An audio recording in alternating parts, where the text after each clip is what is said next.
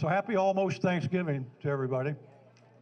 Considering how close we are to the holiday, this is a good crowd. So, uh, so welcome to another program of the History Club. My name is Michael Carter, and welcome to my beautiful wife Paulette, and my cousins who are over there as usual. Hi guys. My brother couldn't make it today. He's here a lot of the time too. I left some sheets of paper on all the tables. I think I did. So they list all the upcoming programs up until I think next September. So you can share amongst yourselves. Don't fight over them or anything like that. Take pictures of it.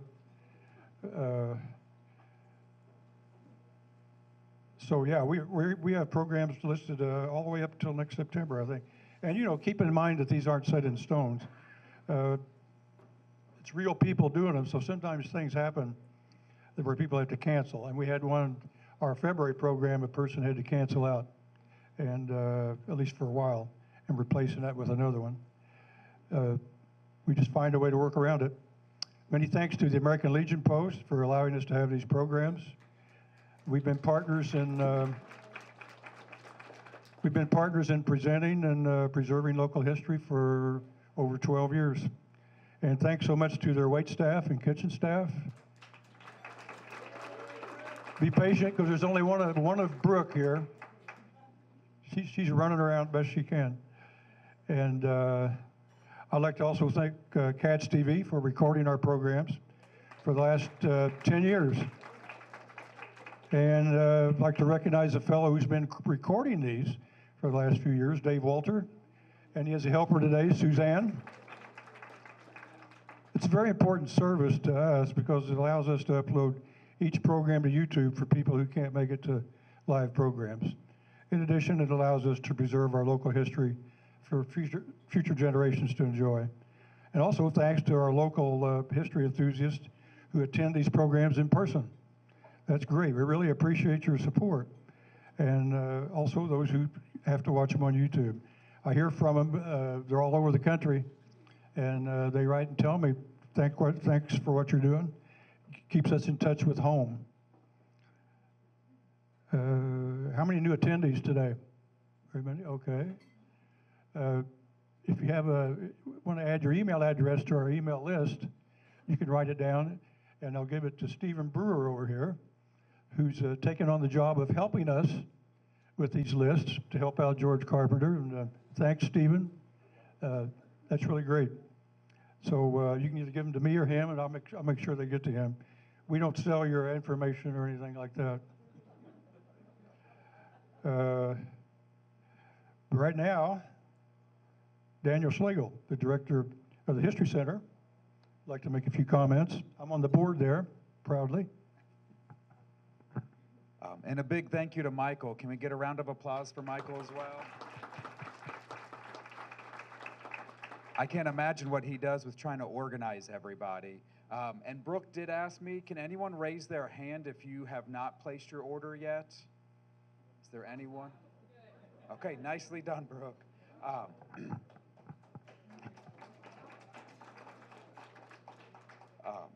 So I just wanted to let everybody know that our June garage sale will be coming up. Cook had sold the property, but they made sure to look out for us and our garage sale ladies. So we have the property into next year to have the garage sale again. So if anybody is able to, if you need to do some spring cleaning a little early, or whatever the case is, make room for new presents with the holidays coming up, our donations will open February 11th. So I grabbed the wrong sheet. I grabbed the old November one. So I do apologize. I don't have the new ones this month. I'll make sure they're here in January. But the June garage sale will be coming up in 2025, same location, and then donations open February 11th. So I just wanted to make sure everyone knows. Oh, sorry, that's what I meant. June 26th. June of 26, not June of 25. I wrote the wrong year. And then also encouragement for everyone to come out and visit us at the History Center. We have several exhibits that are only up through the end of the year, and then they will be taken down and changed out. Hey Neighbor, about the historic neighborhoods throughout Bloomington, will be up through the end of the year. It's a great exhibit, so make sure you stop by and learn about all those historic neighborhoods. Life with Lanterns, with the lantern slides from the last turn of the century in the early 1900s. It's a great exhibit that they specially redid the lighting to make sure that the lantern slides really pop. We redid our limestone exhibit, so that's a whole fresh new look when you walk into the permanent gallery. So make sure you stop by and see that. And then we have Violetta, an immigrant story, is one of our other stories that we tell on our stairway landing. So make sure to come by and see those before those exhibits are gone. And then the last thing I have, besides a plug to come see me after the presenter, over here to my left, is we will be open for Canopy of Lights from 5 to 9 on Friday. So make sure if you get a little cold that day or anything, or want to come see all these great exhibits I just mentioned, stop by and see us this Friday from 5 to 9 at Canopy of Lights. Thank you. Thanks, Daniel. Whoops. So you've got those sheets with the upcoming programs. You probably noticed that for December, there is no program this month. And we've done that the last 2 years. It's kind of hard for the Legion here, staffing and all through the holiday days. And it's worked out okay the last 2 years, so we're going to do the same thing. So our next program after this one will be in January.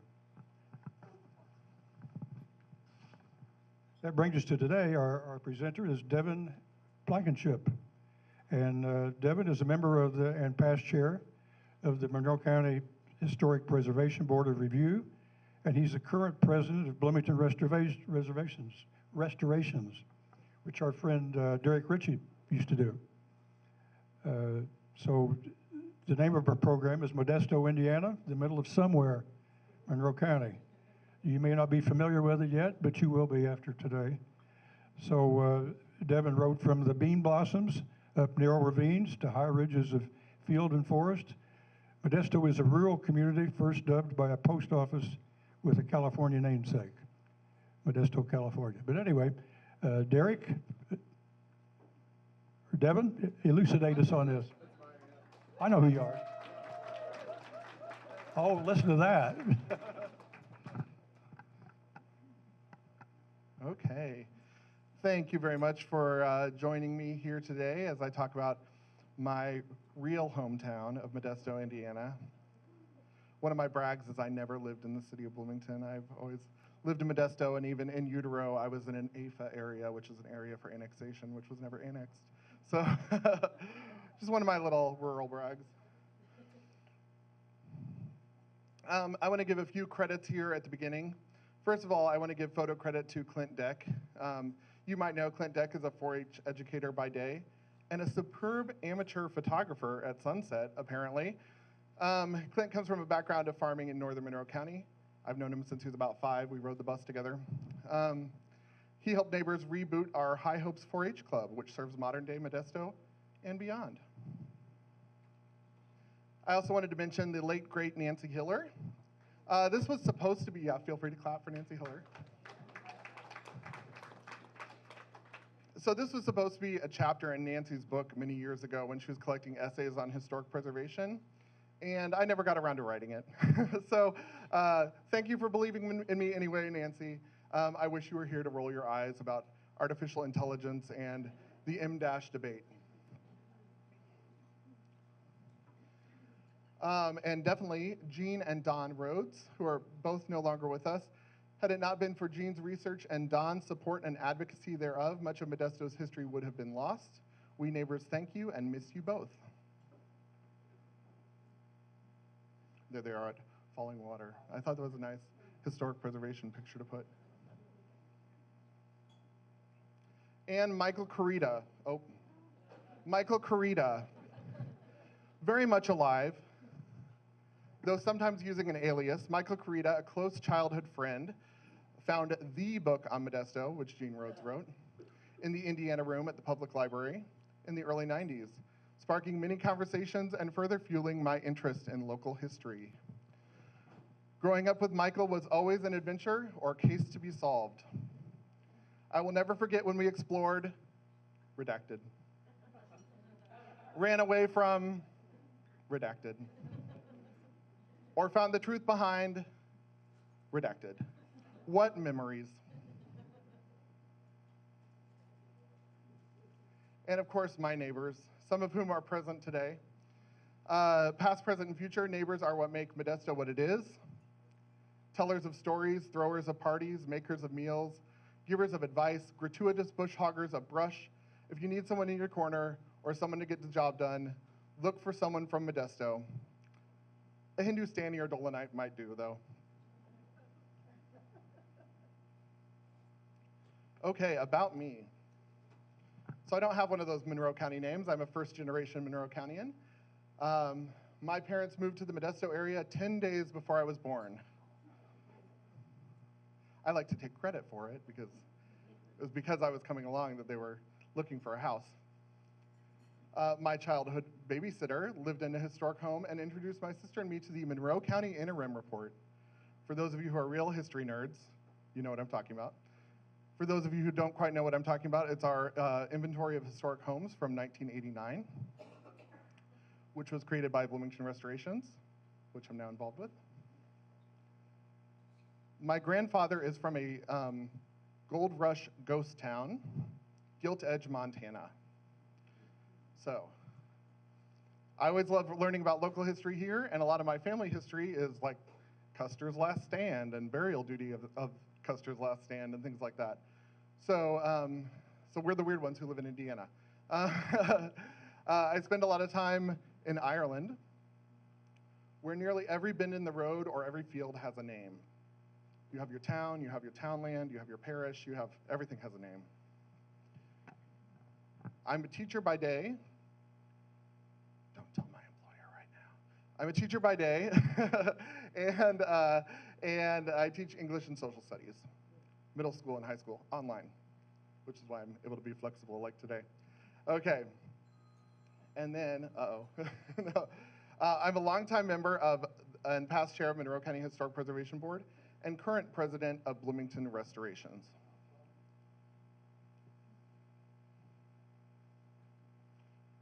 And I'll tell you, I have probably about 9 hours worth of material, but I have a 2 o'clock dentist appointment. So between those two, we'll be fine.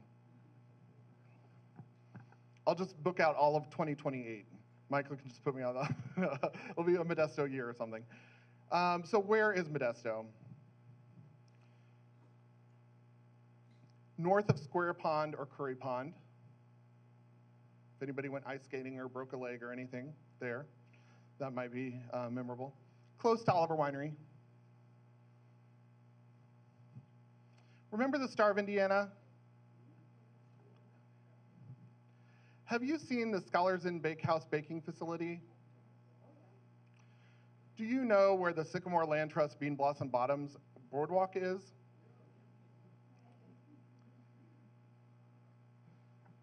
So this deep one is the one that I have to use with people who are not familiar with any of those. Follow Rogers to Madison to Kinzer to Bottom, then just keep going until you've gone through 2 sharp 90-degree angle turns. I-69, exit 125, go west. Did you hear about the Covered Bridge project? And then, of course, in the hearts and minds of its residents. You're going to find through this presentation, Modesto is a bit of an abstraction, okay? But really, a lot of towns, communities are. So I grew up with a Bloomington address, an Ellettsville phone number, and electricity from Martinsville, because I live in Modesto. Okay. So I'm going to do a little bit of prehistoric Modesto. I won't go too deep, don't worry. Proto-Modesto, as I'm calling it here. So before Modesto was Modesto. Modesto on the map. Modern Modesto, the newest old stuff. And my Modesto, the newest new stuff. Just to give you a bit of my perspective as a historic preservationist with architecture, 50 years old is around the point where something is eligible for the National Trust of Historic Preservation. So that's kind of my breakdown, and modern is sort of that within 50 years range. And also happens to be when Gene Rhodes did this documentation of material. So prehistoric Modesto, or when trilobites ruled the bean blossom, or Bottom Road was always flooded in the Mississippian period. The geology nerds get it. Like the rest of the county, the Modesto area is made up of limestone bedrock with fossils of crinoids. Here's a living crinoid pictured to the side. I did not know crinoids were an active living thing today until I saw one on the cover of a magazine at PetSmart when I worked there. And I was like, wait, crinoids? Modern day crinoids? Sinkholes are the main indication of karst topography in the area. And Modesto's bean blossom bottoms are around 580 feet above sea level, and the highest ridges top off around 810 feet above sea level. So we get some steep hills in there. I'd say we're at a geological crossroads. There we go. So Modesto is right about here, where you see the southern limit of older glacial deposits, cross with the edge of the Norman uplands there. So older deposits from the Illinois Glacier cross the Modesto area diagonally and intersect with the Norman uplands just south of the Wisconsin Glacier line. I always give my friends from Wisconsin a really hard time. I'm like, we did not want your glacier, and we did not take it. The Norman uplands are what make Brown County, and much of it is what gives Monroe County its rolling hills. So when people ooh and ah about Brown County, I go, yeah, it's nice to live in a place that looks like that, that's not overrun with too many tourists.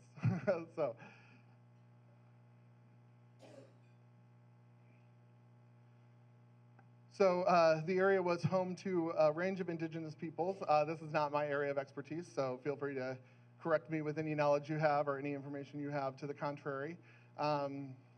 Basically looking at Kickapoo, Peoria, and Miami Indians in our area. There's this lovely map.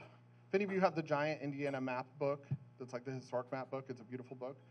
They have this map in there that shows the Native American names for Bean Blossom Creek and as well as Clear Creek. So it's a very cool map to look at. You also see the 10 o'clock line on there. So the 10 o'clock line is a significant part of what goes through the area. It was established as a territorial line in 1809, and it served as a settlement border when Indiana gained statehood. So if you see those first Indiana maps, you can find Modesto right there at the angle in Monroe County at the top. It was the northern border of Orange County. We all used to be Orange Countyans, if you can believe it. It was the northern border of Orange County, Indiana, prior to incorporation of Monroe and Lawrence County. And it does have a vestigial presence on select property lines. So there's one of our neighborhood property lines that shows the 10 o'clock angle there.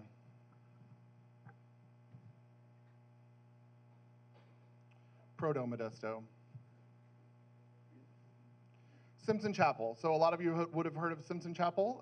It's a long-standing Methodist church. It's got a road named after it. So in September of 1838, the first Methodist meetings were held in the homes of Samuel Gaskins, Hosea Kite, William McNeely, and Bartlett Baston. In 1848, arrangements were made to build a log meeting house on land donated by Mary Ann Gaskins. My understanding, and anybody else can correct me if I'm wrong, my understanding is that's about here. Got Williams Road here and Simpson Chapel that curves around. I'm just picturing, they were like, you know where we should build Simpson Chapel? Simpson Chapel Road. Yeah, makes sense. I don't think that's how it worked, though. It's named after Bishop Matthew Simpson, the 1839 Asbury College president. Anybody know Asbury College? Greencastle, Indiana? DePaul? So Thomas M. Gaskins and Amos W. Jones were two early members who held minister licenses. Gaskins was a captain in the Union Army during the Civil War.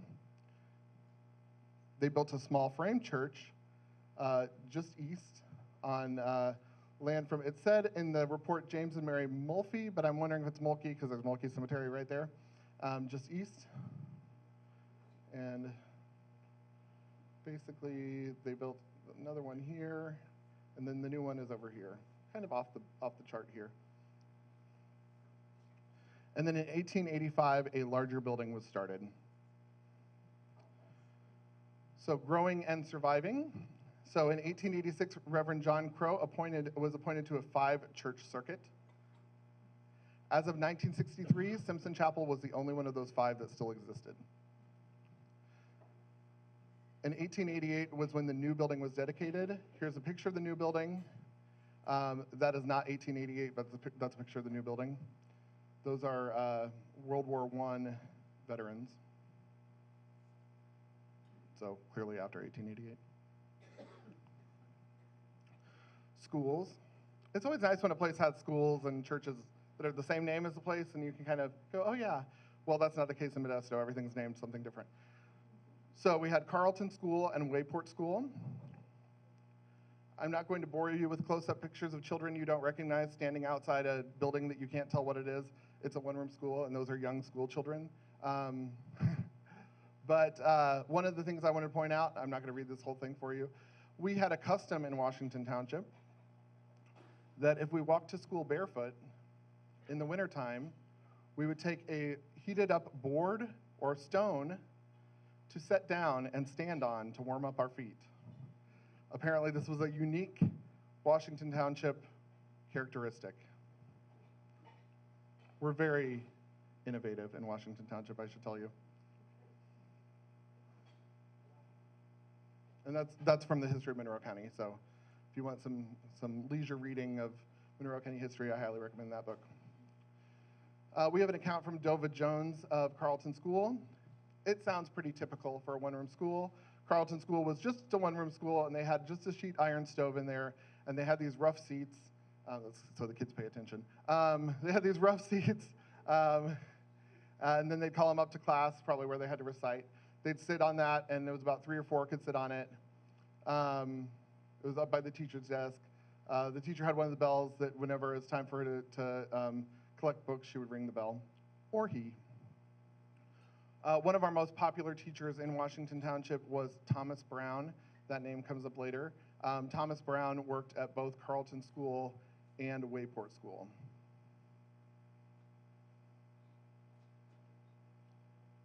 So, predating the Modesto name, we have the Robinson House from roughly 1864.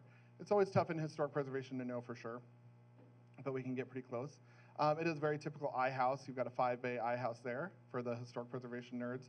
5-bay I house, which means 5 window openings or 5 openings including a door. Symmetrical. Usually the main part's about 16 feet deep. The front's usually about 32 feet wide. I house. They're called an I house because they were very common in Indiana, Illinois, and Iowa. And part of it was thought that from the side, because they're tall and skinny, this one less so of an example, but from the side they're tall and skinny, they looked like the letter I. That was another theory. We have the Amos Jones House from 1870. It's Gothic Revival, classic Gothic Revival there with a point in the middle. Notice the scroll-cut wood trim gingerbread. Some good stories behind that. So Ola Robinson, who lived in the Robinson House later, she believes that George Stout and Wiseman Anderson were the builders of the house, and she says the house was finished by the time she moved in. So the original house is a smaller log home that is embedded in this larger I house, because a lot of times when you're upgrading, you try to make it look like the thing that's common now. So somewhere in there is a log house, and one fireplace was real and one fireplace was not. So Ola comes up a lot in this because she was one of the informants on the oral history report that Gene Rhodes did. The McNeely house, this is a blurry version because it's a copy from the interim report.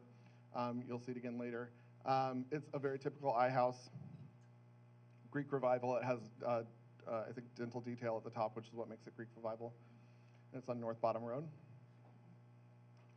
By the way, I'm not giving you like ultra specific details of where everything is, because if you want to see any of these things, I can talk to you more later. But also make sure you have owner permission. If you're like, I would like to see the site where such and such used to be, just make sure you talk to the person who lives there. So this is the William McNeely log home from 1883. It is on West Williams Road. It was built by 2 springs, as reported. One was hard and one was soft. I'm not a hydrologist. I don't know. That is no longer standing, but this comes up later as important. The Ridge House in 1885, also Gothic revival, no longer standing. East Sample Road, I didn't put the address on there. The Ed Ellett House, which is a saddlebag double pin.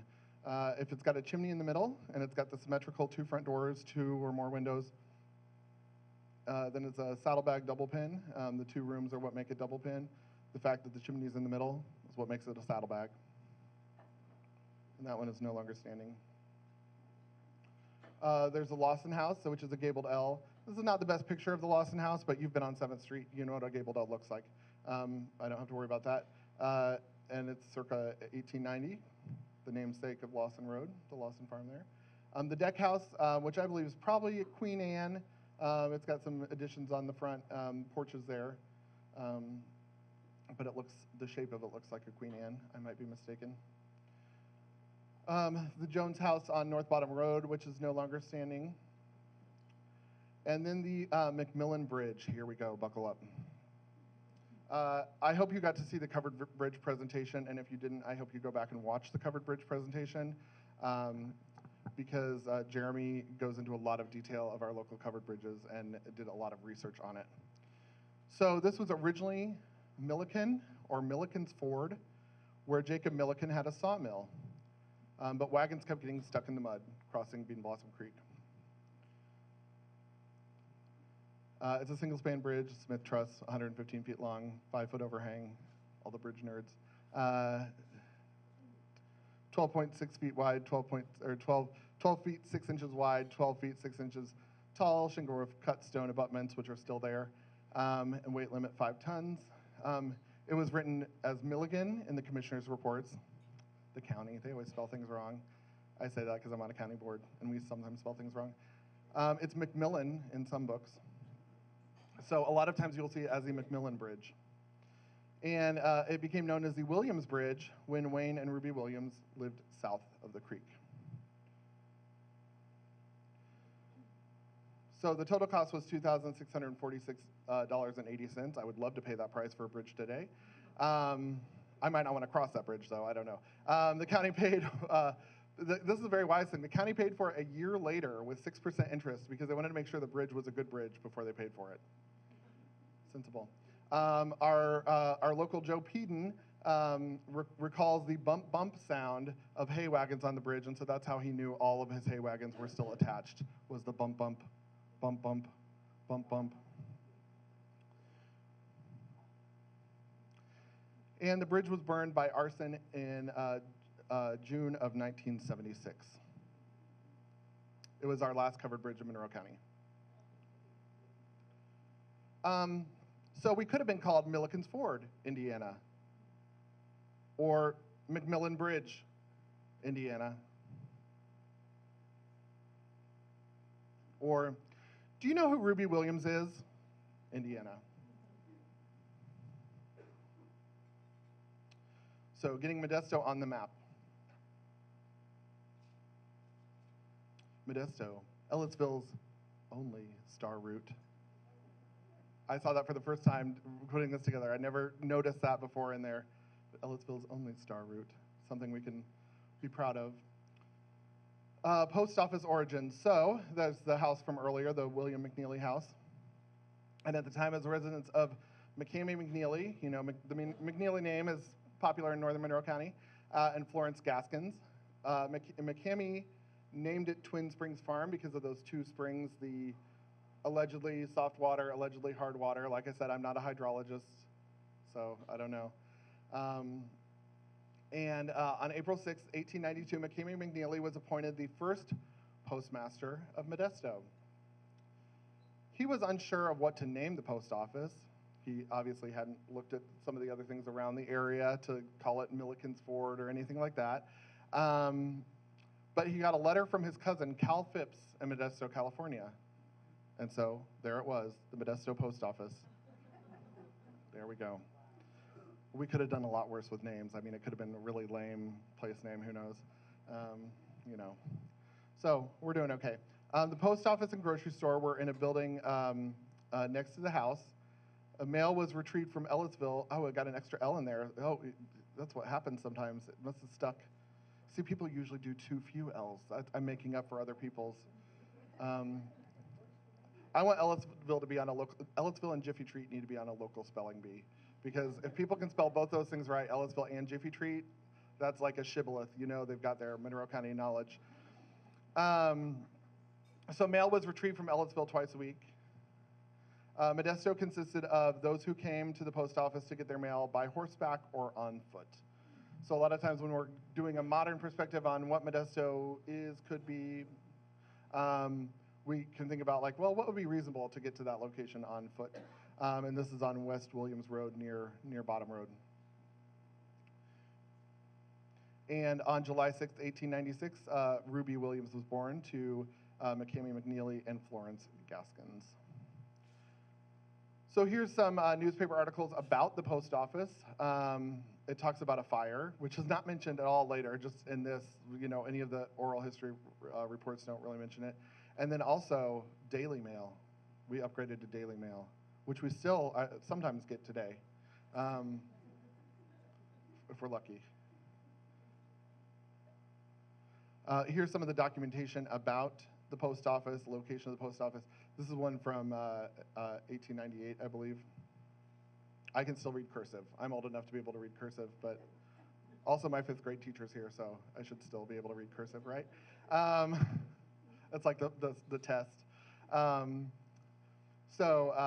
These are just fun documents to look at, and it's nice to see your place name written in somebody's very nice penmanship. This map, I'm just going to take a moment here. This is Ellisville written upside down, which is maybe less of a mistake than what I did to it. And then you see Bean Blossom Creek there. You see Bloomington labeled down here. So there's Washington Township. I don't know when we gave the little corner away to Bloomington Township, but there's a little corner that was Washington Township that's on the south side of Bean Blossom Creek. And at one point in time, I think we were like, yeah, it just makes sense. It just makes sense for Bloomington Township to have it. Ruby, one of our characters here, when she was 1 year old, they moved to Bloomington.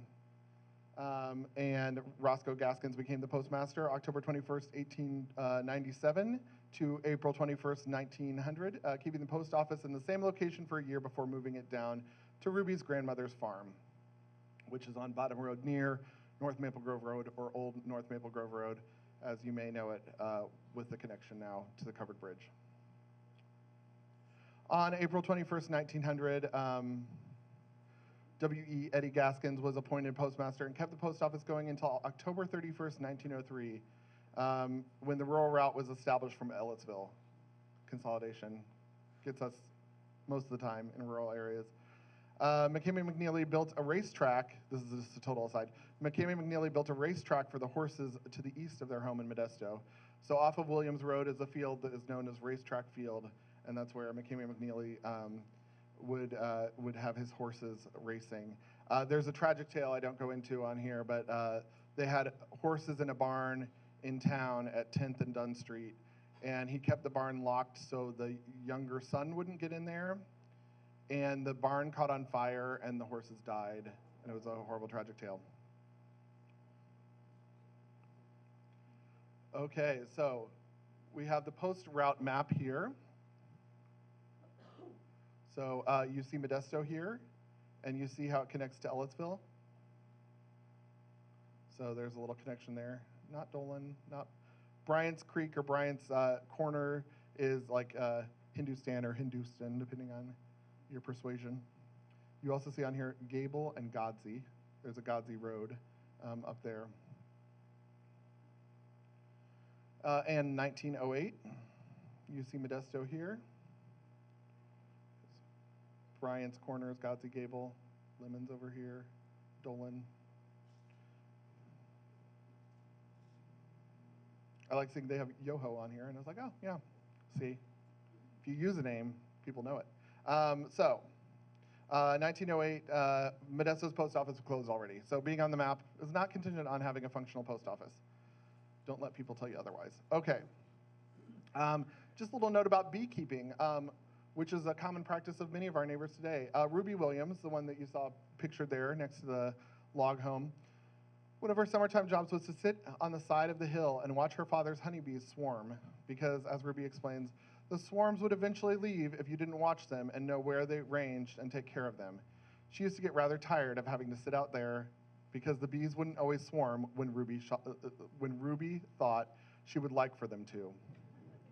Those bees. Ola Robinson talks about working in the grocery store. This would have been the Huff family grocery store, and it would have been roughly where Winery Drive and 37/69 is today, sort of the entrance to Oliver Winery. So she worked up there by herself, but she was scared to death to be alone, so there was somebody who would come and sit with her. Mr. Canada, Silas Canada, kept her from being so afraid. Now there's a bit of a schism in thinking, because there's Modesto by post, but a very well-established Simpson Chapel neighborhood identity. So a lot of times when we talk about it, there's some overlap and some disconnect. So basically, Ola Robinson came all the way from the Simpson Chapel neighborhood to the Modesto neighborhood when she got married. She does mention about medical care at the time. How I didn't pick up on the story earlier, I don't know. Thomas Brown, the beloved teacher, had to go to the hospital in Indianapolis for an operation, an appendix operation, and he came horseback over there, and they met him with a sled. I watched that sled come down over the hill, there past my brother's mailbox, and I thought, oh, Thomas is gonna die, sure. We'll never see him anymore. I think I might have cried a little because he was my school teacher all my life. So. Did he die? Well, eventually, but not from that. Yeah. No, he lived to farm and teach again. Yes. But yes, my personal connection to that is I had a burst appendix for 5 days, and I was like, why didn't I pick up on that story before? And then a doctor named Al Harris, during the flu epidemic, where Ola talks about their family having the flu for 17 days, and the doctor saying that he hadn't changed clothes for 17 days. He'd just been going for 17 days. She talks about separate beds with dividers in the rooms and how neighbors would stop by and make sure they had what they needed. Neighbors are generally pretty good about that sort of stuff, but it sounds like a pretty awful time. That's all in the Modesto book, by the way, the Gene Rhodes Modesto book. And so here's Dova Jones, older, and talking about her wedding, which was quite the occasion. When they came back into town, there was a big party for them, and they kept trying to go to sleep, and the party kept getting bigger and bigger. So it was quite the hullabaloo at the Jones house. And I always love looking at these lists of who was present. So we have the Reverend and Mrs. A.W. Jones, John Brown and wife, Mrs. Joseph Jones and family, John and family, Leslie, Jesse, the twins, right? Ethel Jones, Homer Brown, Lorraine, Fräulein and Ruth Brown, Mr. and Mrs. George Huff and family, Sarah Gaskins, and Reverend T.M. Heaton. We have Dova here with Lawrence, her husband, and this is taken next to the house on Bottom Road where they lived. There were some shenanigans that happened in Modesto. We could do a deeper dive later, but there were shenanigans. But just like when the National Weather Service says that there's a tornado warning and it will hit Modesto at 3:71 a.m. or whatever, it's just nice to see it in print sometimes. Just see, oh yeah, they say Modesto there. Oh look, oh that's nice. There was a big debate about a ditch, a drainage ditch. And so it's the back and forth of, are we going to build this ditch? It's going to drain thousands of acres. We're going to drain this ditch. Are we going to do this ditch? And it goes back and forth. And then Johnson Drainage Ditch will be built. That was the outcome. So there will be about 800 acres of land drained by the ditch, and the estimated cost will be about $5,000. Again, try to buy a ditch for that much today. That's a good ditching rate.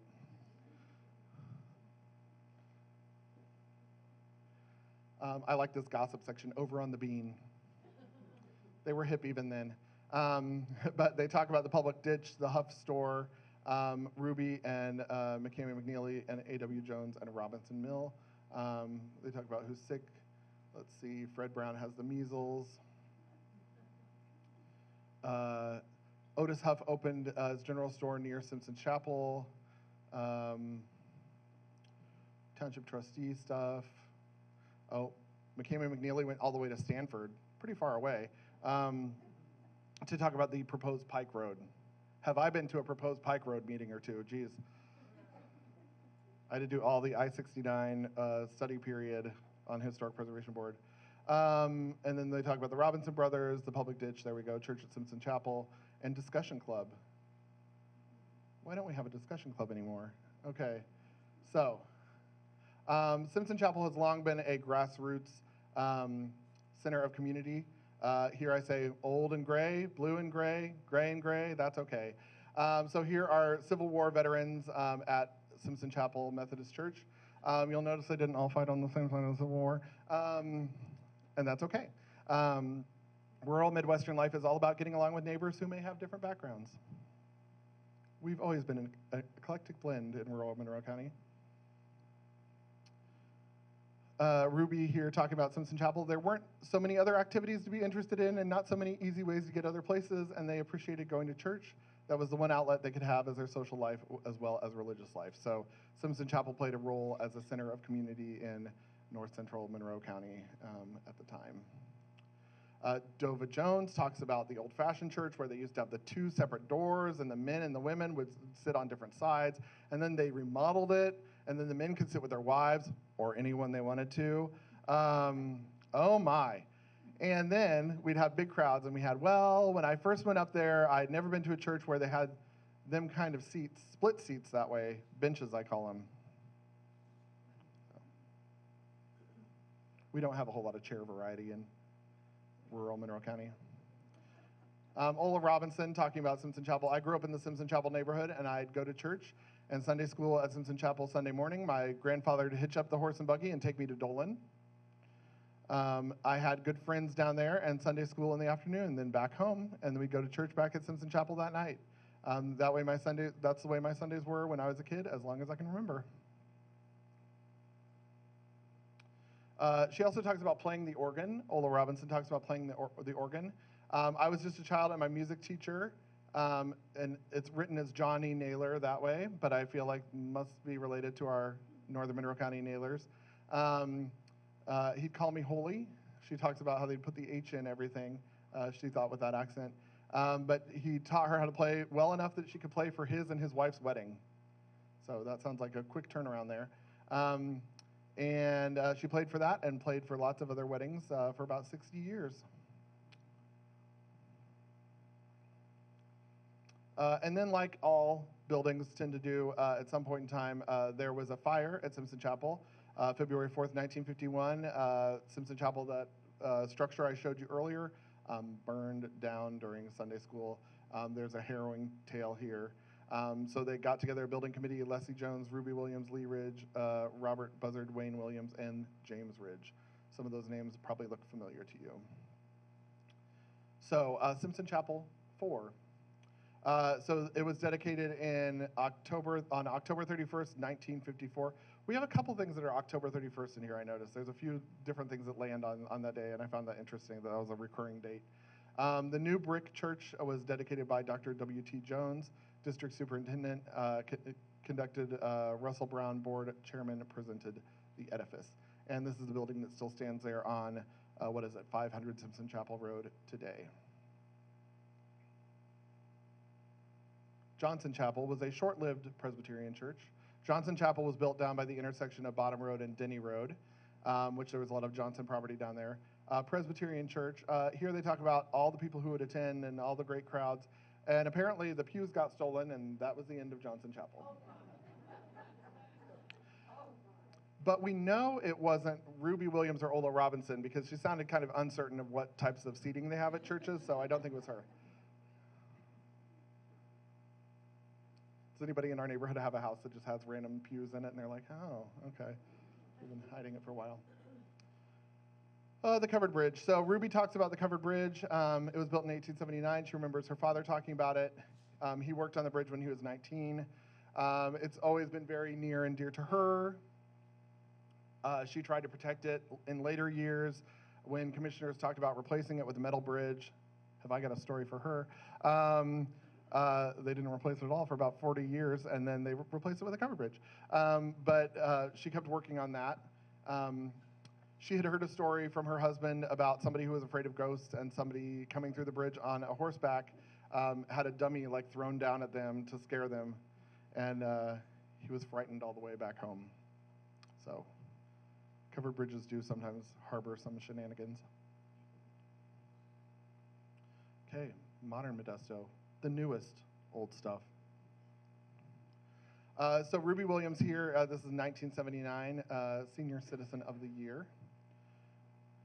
So they're lists her as living on DeLapp, so if you're familiar with the area where DeLapp meets Maple Grove Road, and now there's the covered bridge right there, that's where Ruby Williams lived, and that's why some people called it the Williams Bridge. The McNeely House, so this is, I believe, a picture from the 70s. Since I used it in the promotional materials, I figured I would show it here. I almost cut it, and I was like, oh, wait, it was one that you saw in there. So that is the McNeely House you saw from before, just from a different angle on Bottom Road.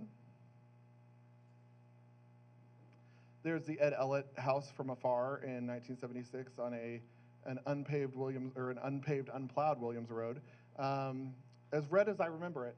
So it didn't fade much between then and when I came along. Our schools consolidated. Washington Township was the first township to consolidate schools in the county. In hindsight, might have been a little bit of a mistake because now we don't have any schools.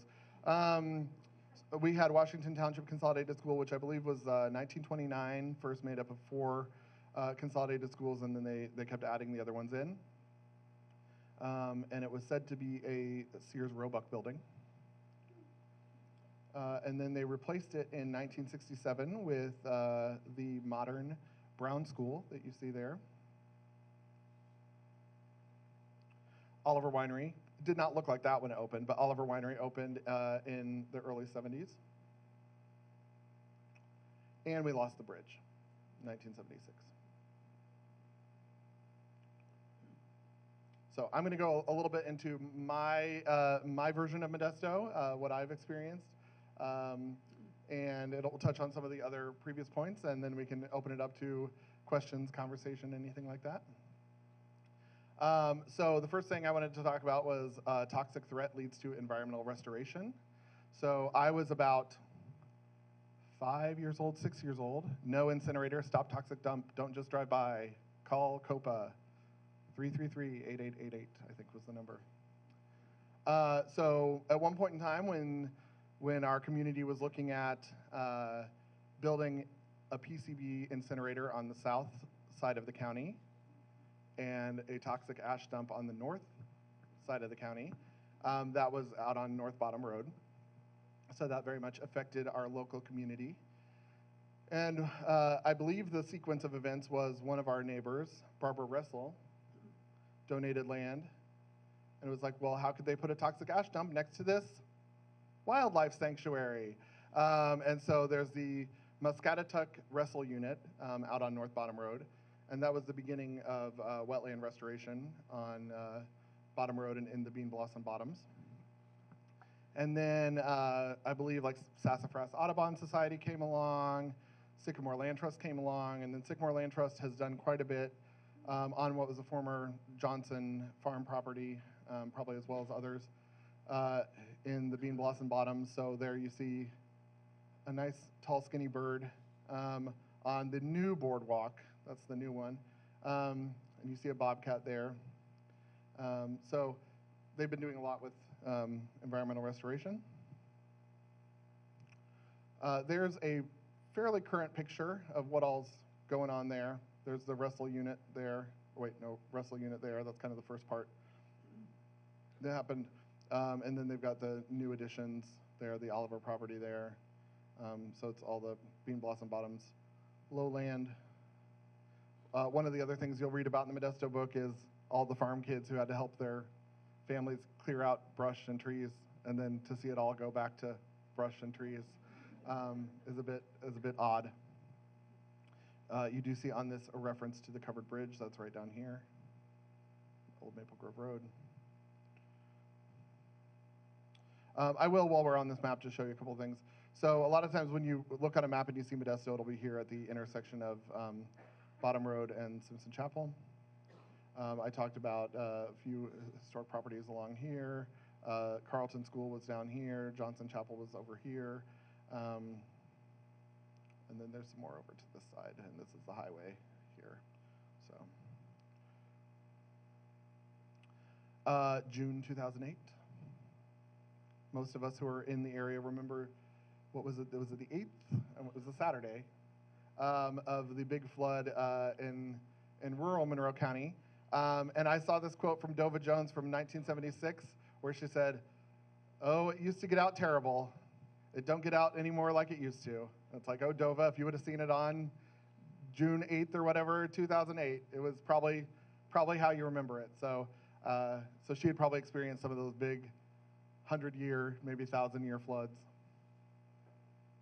That's, I think it was about, someone correct me if I'm wrong, it's probably about 5 feet deep on Bottom Road.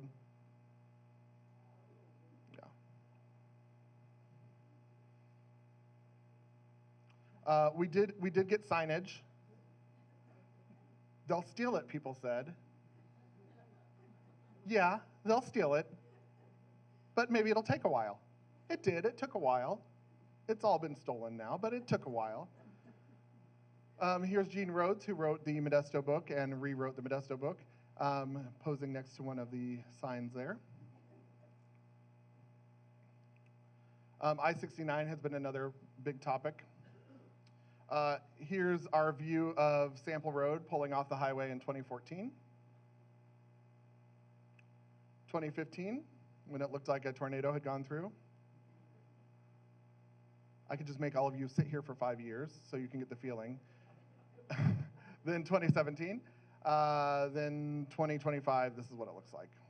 So the whole highway shifted, so sometimes you can't go off what feels right anymore. You have to go where you're supposed to drive. So they turned the northbound lanes into the Wayport Road, the frontage road, and then moved the whole thing over. There's one where it's still waiting for it to open. I live in Dolan now, 2 miles east of my parents, and it was an 11-mile trip between our houses for years. Simpson Chapel, still very much a center of community.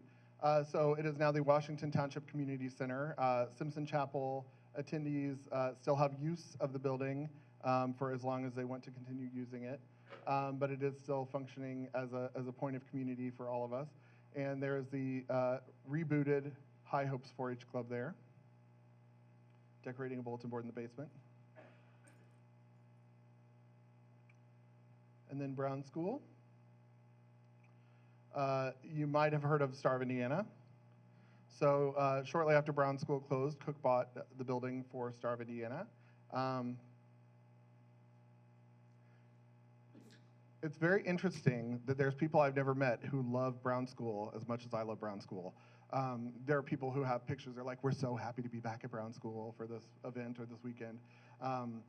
Because they were Star of Indiana, then they were Blast, then they've done reunions and things like that. So the sound of my youth was drum corps. I always heard drumming and xylophones and things like that.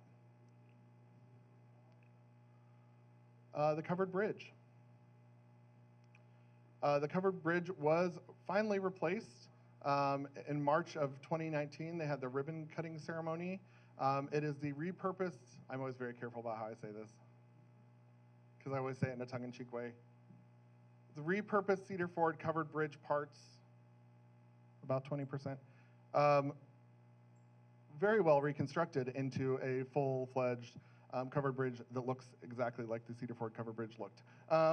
So a lot of new parts, some old parts, but that's what we have crossing Bean Blossom Creek now on North Maple Grove Road.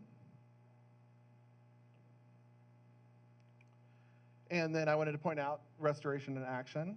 We have a neighbor here, Marilyn Skirvin, and her son Jake working on the facade restoration of her family's home, the Amos Jones house there on Simpson Chapel Road, and getting it back to how it looked with a front porch, as it does in the black and white picture down below. And so that was during an addition that they did that as well, and they did such a good job that we gave them a nice BRI preservation award, because they had to do all sorts of work on the gingerbread. I know Jake had to cut out that vent to look the same and everything, so a lot of good work there. And overall, Modesto is doing okay. Sometimes where one map fails you, technology will make up for it. When Facebook knows you live in Modesto, you're like, oh, thank you, Facebook. And people will use the name for things like Fall Festival that just happened. We had a neighbor who had a fitness center going for a while, whereas Modesto Fitness, I was driving by the house and I saw a sign that said Modesto Fitness, and I was like, whoa, wasn't expecting to see that. Gatherings, parties, there's the boardwalk there, still very agricultural. We've got the Stone Age Institute, a necessary part of any neighborhood, honestly. If your neighborhood does not have a Stone Age Institute, you need to talk to whoever can start a Stone Age Institute in your neighborhood and see, yeah, because I don't know what we'd do without the Stone Age Institute. Oliver Winery there. Yeah, if you don't have a winery in a Stone Age Institute. And so that's it for what I have to present to you today. Like I said, I have like 9 hours worth of material, but I wanted to keep it brief. Thank you.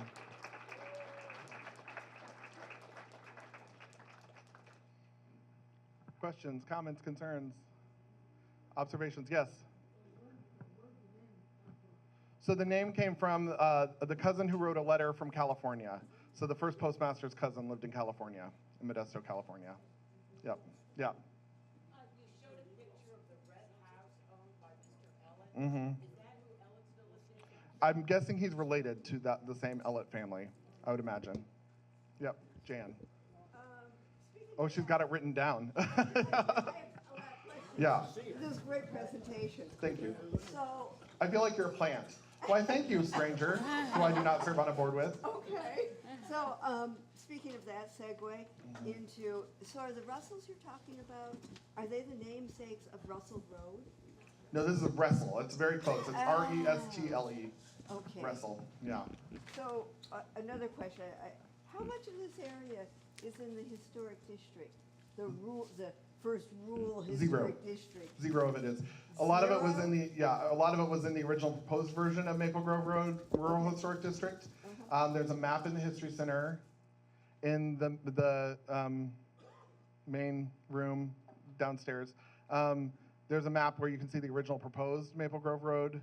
I think it's still there. Maple Grove Road Rural Historic District, and you see it kind of go up into this area. But ultimately, it didn't when they finalized it. Okay. I'm letting her get away with it. What is the Stone Age Institute? The Stone Age Institute. Well, sometimes when archaeologists and anthropologists love their field very, very much, they dedicate their lives to it, and they build a research institute. So, so we're very fortunate to have neighbors that traffic in early human civilizations, and they travel all over the world and do a lot of their work in our neighborhood. It's not open to the public, but you can probably get an invitation somehow. Yeah. Star route. I feel like the star route was something like a satellite location or a satellite destination of the post office. So I feel like it would have been very common for Bloomington to have several, but we were the only one of Ellettsville's. So, yeah.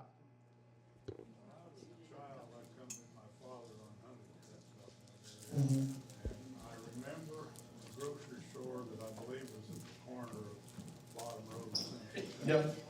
When did that close? I don't know when that closed. Do you know when Huff's grocery store would have closed at the bottom of Simpson Chapel and bottom? I seem to remember it being open. Yeah. Yeah. I don't have any idea when it would have closed. Do you remember what year you saw it open?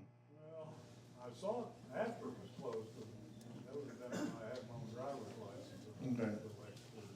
I'm guessing sometime late 50s or early 60s. Okay. I'm not sure. I just thought maybe Yeah. you might know. Yeah.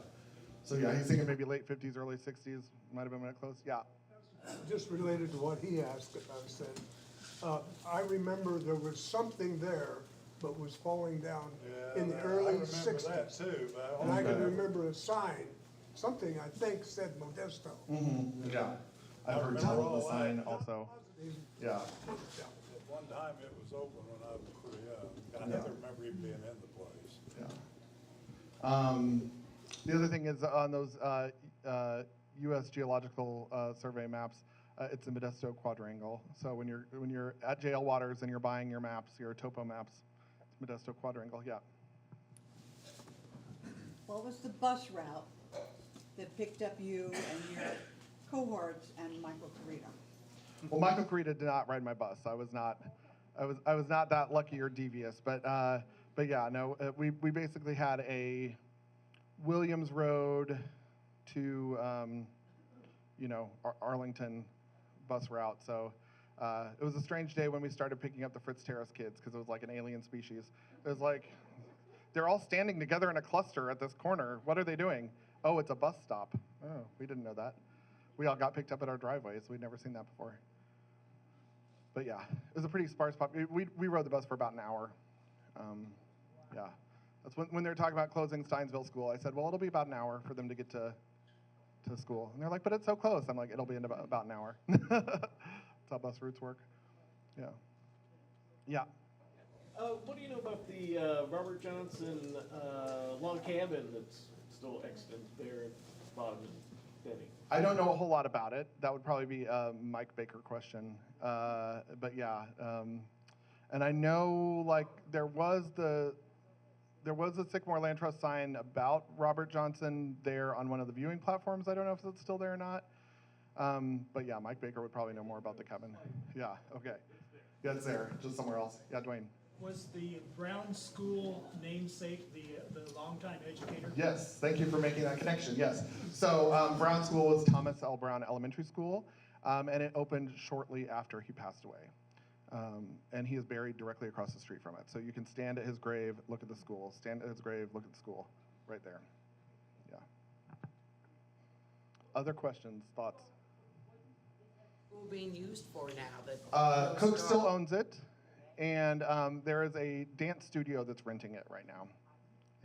I think it's Indiana Dance Studio. Yeah. Had we stayed for the 9-hour version, you were going to get all sorts of like Star of Indiana stuff. So that'll just have to be another presentation sometime. But yeah, I still have a disappointment, so we can't do the 9-hour version. Yes, you over there. I used to ride my bike up there all the time, and I would tell people, you go to Maple Grove Road and then you turn onto Maple Grove Road, because it looks like it's two roads. Is it the road or is it the road? Maple Grove Road? There's two. There's a north-south Maple Grove Road and an east-west Maple Grove Road. Yeah. To me, it makes all the sense in the world. It's just how it is. Yeah, that's one of the other things. I didn't get quite as into it either. Cemeteries.